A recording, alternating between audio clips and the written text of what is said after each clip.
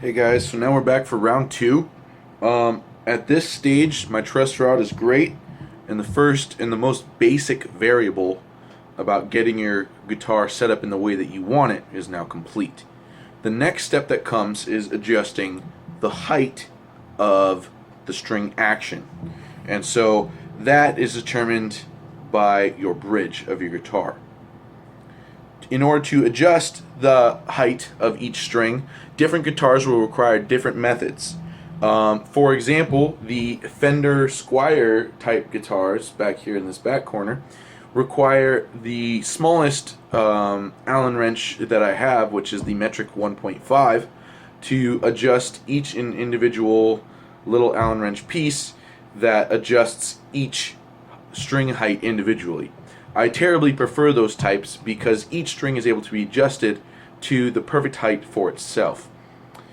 However, a lot of more the Gibson Epiphone, Ibanez, Floyd Rose type guitars are on a set piece, and so if you guys can see on this guitar, this bridge is a set piece, and individual strings cannot be adjusted on their own. Instead, I adjust the whole thing as kind of like a moving set.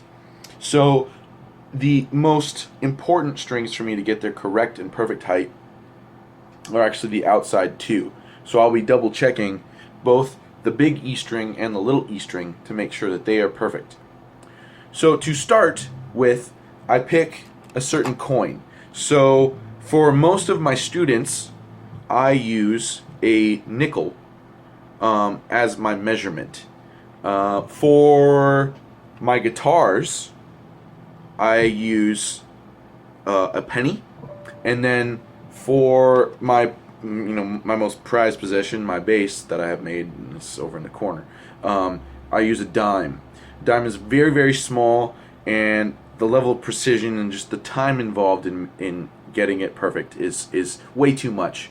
But if you're like wanting to fly, a dime is the way to go. So for this guitar, because I'm looking for someone who wants to play open chords, play them and not worry about fret buzz or anything like that, a nickel is actually going to be the perfect thing for them.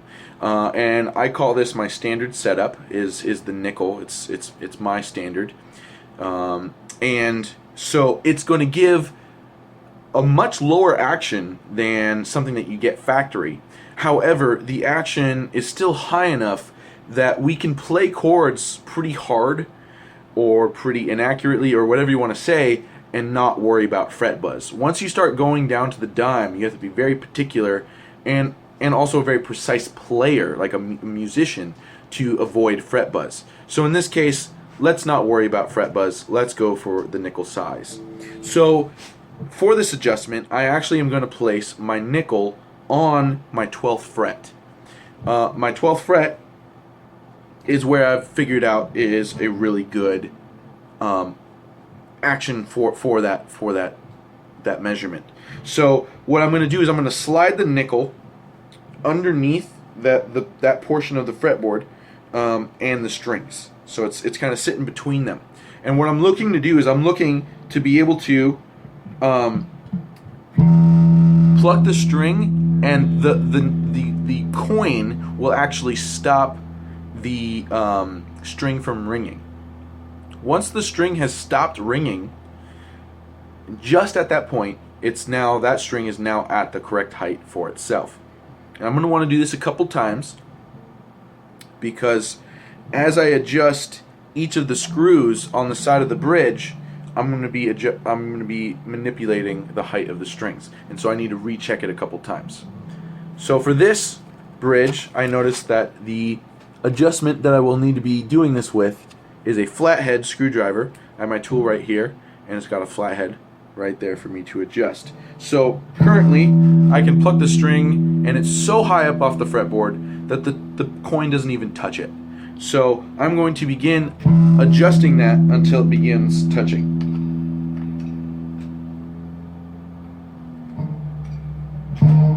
And now it's touching. I'm going to bring it up because I did that so quickly that I think I overwent how far I need to go down. I can hear it just barely. Right there. That's at the correct adjustment now for that side. Now I'm going to move this coin over to my E string, where I am going to now adjust this height. Now at this point, it's already ringing. So I'm going to go ahead and just leave it right there. I'm going to go back to my E string, double check it, and that one is okay. So at this point, now my string height adjustment is proper for this instrument. Obviously, if you're working with a Fender Squier style, you're going to want to do this coin adjustment for each and every individual string. Though this might be tedious and time consuming, you will find that the string height of every single string will be more advantageous than a completely set bridge style. Now at this time, both my truss rod tension and my string height are at the optimum level, and I will now move on to the next step of adjusting the guitar setup.